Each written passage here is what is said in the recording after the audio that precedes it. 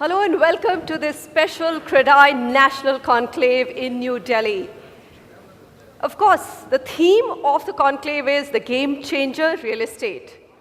But in this panel discussion, we're going to focus on rebooting real estate. You know, there's been a negative trend, another month of it, inflation at plus 11%. Are we looking at this seriously enough in terms of kickstarting the economy along with real estate? No.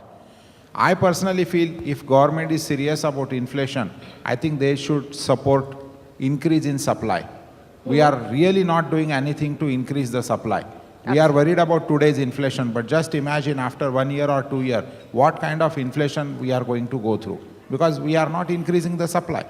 Now, due to the job creation, salaries, income levels are going up, consumption pattern is increasing, and that is also putting a pressure on the demand. I think the best way is to increase the supply, and we have to go all out just to increase the supply. Definitely we can control the inflation.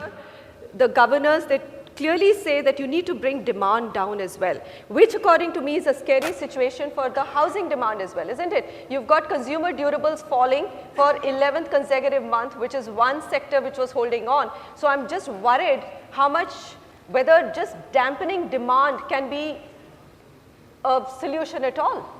So I am, in fact, Manisha, we are so surprised. Like you said, the Reserve Bank knows all this. And we've been shouting hoarse. Real estate, construction will push up your economy, your GDP, because it triggers so many industries. And demand? Come on, everybody knows there's a shortage in housing. Where's the rocket science in that? The figures keep shouting at us that there's a demand, there's a shortage. It's not that we are trying to create an oversupply and push houses down people's throats. We have a 70 lakh crore economy. Housing sector contributes 4 lakh crore directly. But do you know, housing services contributes 8 lakh crore. So housing industry as such is 12 lakh crore, 18% of economy. We have been shouting, we have been trying to make a point. But unfortunately, those who meet us in the evening are not willing to meet us in the morning. Mm-hmm. Now, the problem is they don't want to listen to the reason, and their prejudice is weighing heavy against the country's interests. That regulatory authority should concern about the housing of the country, not deciding every state their own policies. Mr. Patodia, if you look at some of the challenges which are common across the industry, I think the biggest problem that the industry faces today, which adds to the cost of housing and cannot allow the industry, or at least industry says they can't bring the prices down, is just the time it takes for approvals. See, CREDAI as a whole, we've been for the last few years trying very hard to get this process simplified across the country, pan-India, and we have submitted our white paper and a proposal to the Urban Development Ministry so that the whole process can be online, a single window clearance can be done and simplified.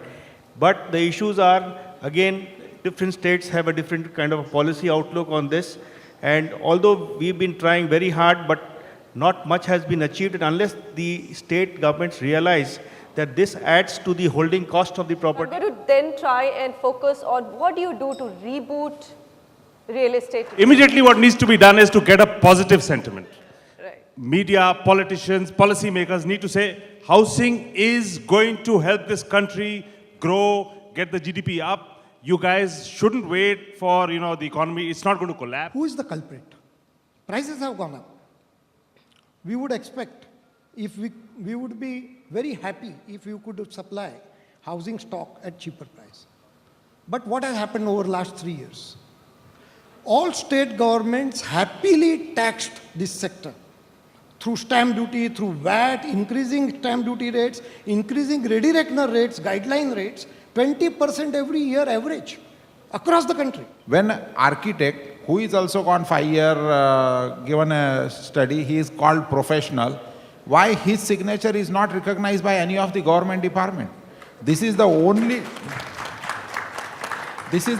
industry where architect says this is as per the law, but there are 100 government authorities are checking and proving that how it is not as per the law. So what is the objective of government? If they are really looking for a speedier growth, Because today the general approval time is average 2 years. Somewhere it is 3 years also. Now if you take 2 years and there is no land financing available, that is a heavy cost money we are using, which is about say 20-24% interest.